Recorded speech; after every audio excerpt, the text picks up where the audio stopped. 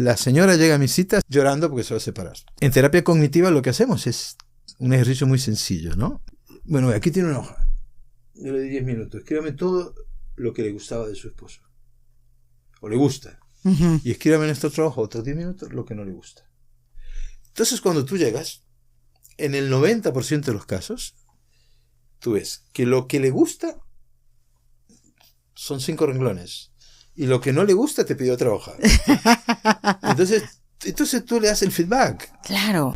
Usted me dice que es buen papá, que no es tacaño, pero esas son virtudes que nadie tiene que ver con usted. Uh-huh. Pero me dice que no es buen amante, que es infiel, o que no le expresa afecto, que nunca se preocupa por usted, que su dolor no le duele.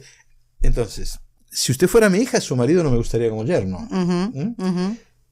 Usted debería estar saltando una pata de la alegría.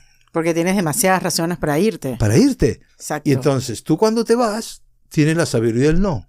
Nunca vas a saber qué querés del amor, pero sí lo que no querés repetir.